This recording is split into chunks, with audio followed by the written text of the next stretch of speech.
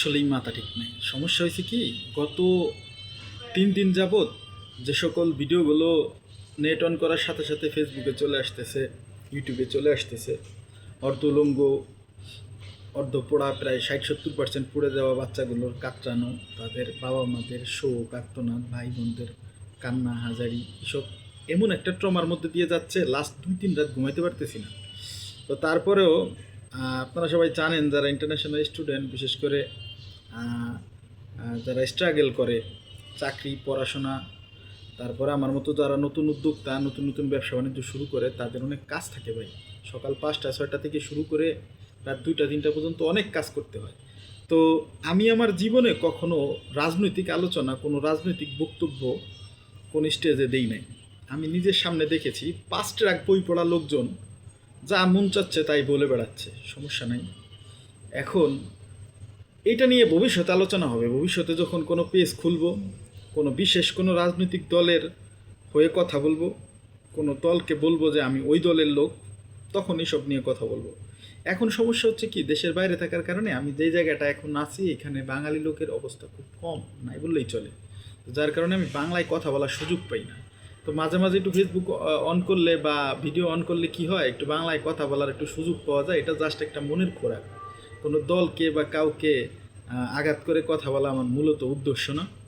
এখন ঘটনা হয়েছে, আমার তো মাথা ঠিক নাই, কিন্তু যাদের মাথা ঠিক আছে তাদের উদ্দেশ্যে 2-4টা কথা বলি। সেটা হলো, আপনি আপনি আমার থেকে অনেক জ্ঞানী হতে পারেন, আপনি বুদ্ধিদীপ্ত একজন মানুষ হতে পারেন। গত জুলাইয়ের পরে থেকে আপনি সরাসরি একটা দলের এজেন্ট, একটা দলের দালাল আমার কাছে, সেইটাই।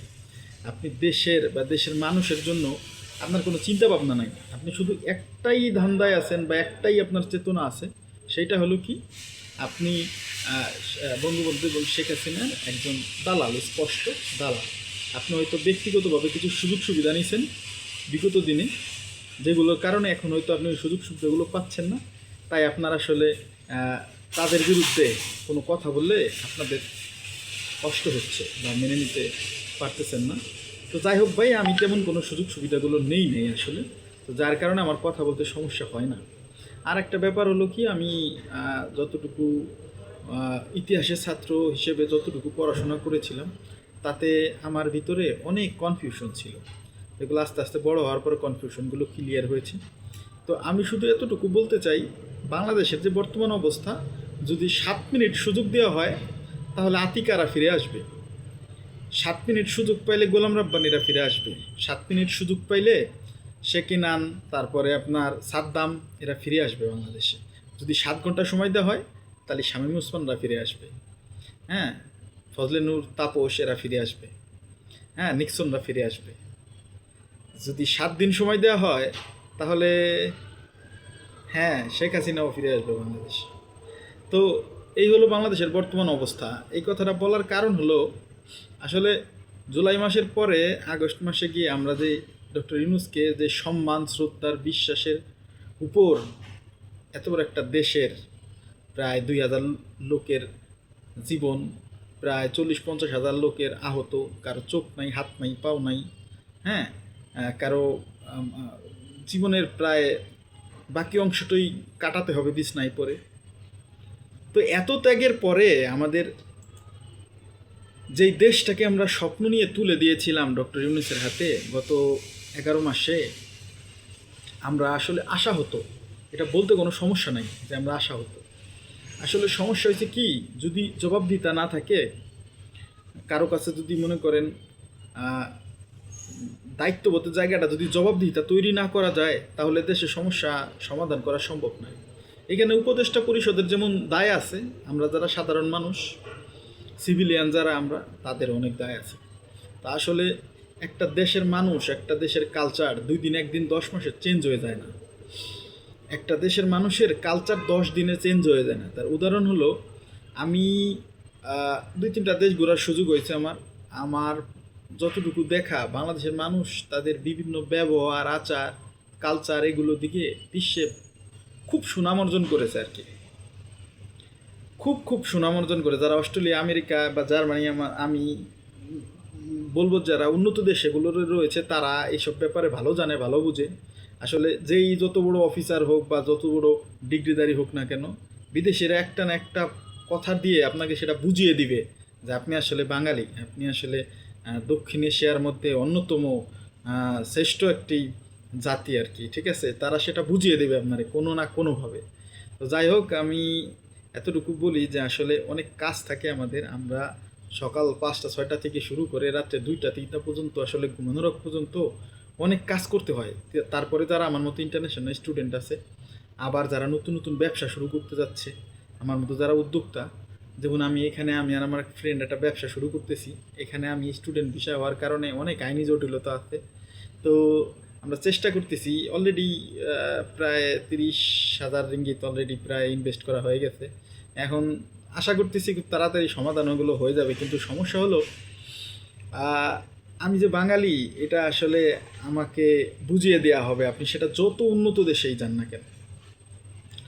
তো যাই হোক, আমি শুধু এতটুকু বলবো যে গত 11 মাসে আমাদের দেশের যেই উন্নতি বা যেই অগ্রগতির স্বপ্ন আমরা দেখেছিলাম, এগুলো আসলে পূরণ হয় নাই আমরা আশা হতো।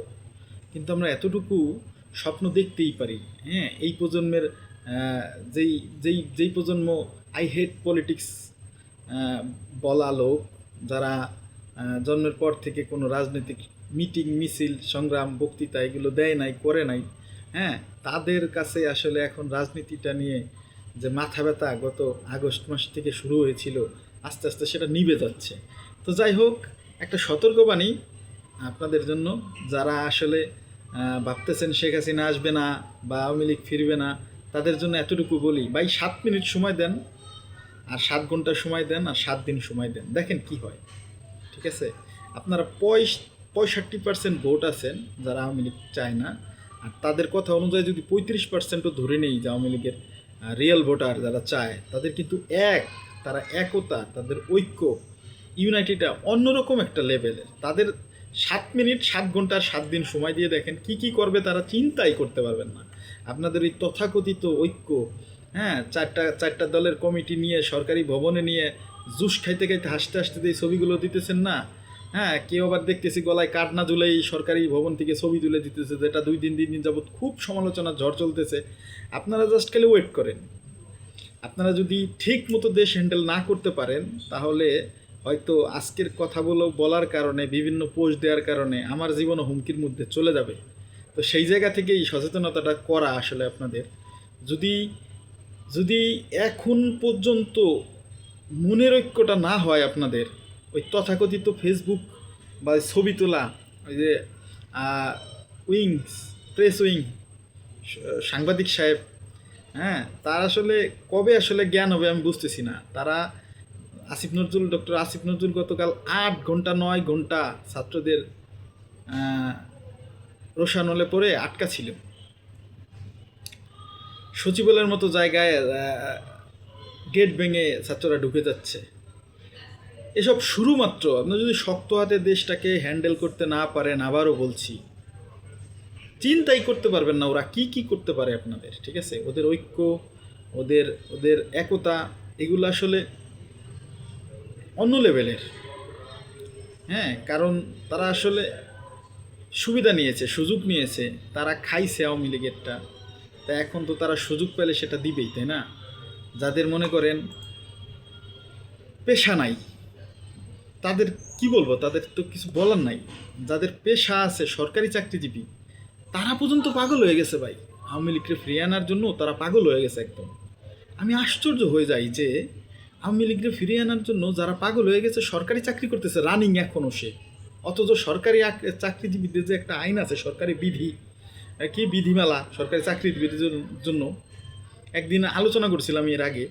তো এইসব বিষয়ে তাদের কোনো ধ্যান ধারণা নাই। তারা সরকারি চাকরি করা অবস্থায় একটা দল রে, নিষিদ্ধ ঘোষিত একটা দল রে, হ্যাঁ, ফিরিয়ে আনার জন্য তারা আপ্রাণ চেষ্টা করতেছে। তো যাই হোক, ধন্যবাদ। কথা বলতে পারলে ভালো লাগে, কথা না বলতে পারলে বলবো না এরপর থেকে। এখন আমি আসলে রিপ্লাইগুলো, কমেন্টগুলো বা থ্রেডগুলোর উত্তর দেই না। আসলে কমেন্ট বক্সে যেগুলো দেখা যায় এগুলো খুব কম, ইনবক্সে শত শত থ্রেড আমি দেখাইতে পারবো।